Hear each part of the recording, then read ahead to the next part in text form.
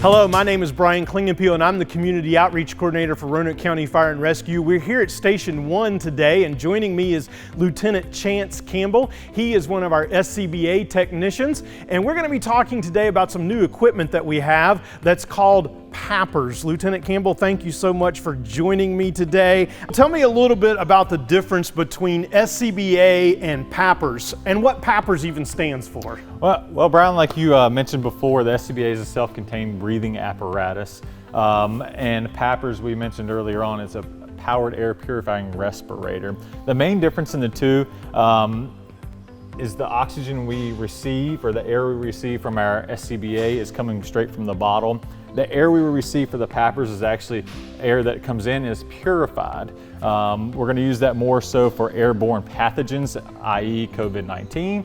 And the SCBA we're going to use more for structure fires or any type of smoke and stuff like that. Smoke and the particles that are contained within it that can be very deadly. Very deadly.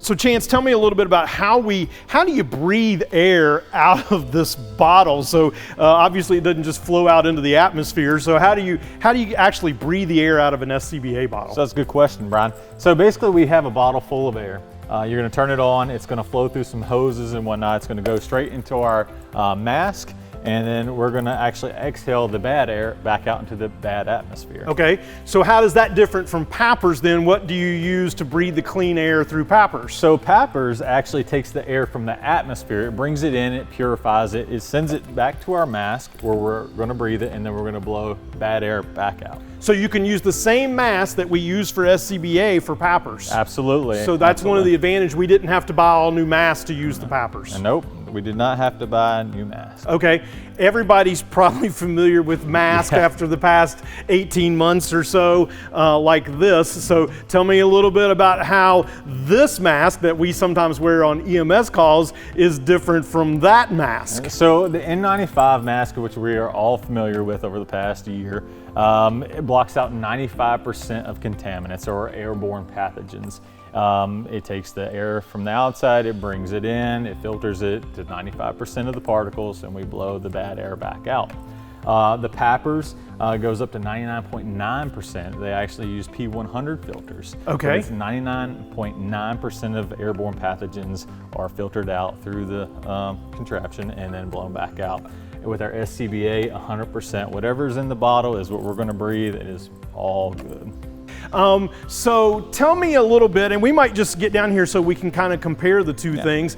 Tell me a little bit about how PAPRs is different from SCBA. Brian, SCBA, self-contained breathing apparatus, as you said earlier, we use these in IDLH atmospheres that are immediately dangerous to life and health. On the PAPRs, it is non-IDLH atmospheres that we're going to use those in. Also, some main differences between the two.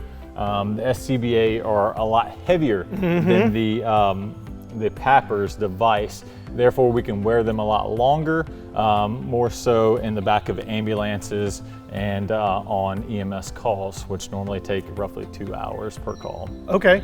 All right, so PAPRs in this instance is going to have a little more of an EMS application for infectious disease and things like that. And the main advantage is just lighter and being able to wear it longer. So how long does an SCBA bottle usually last?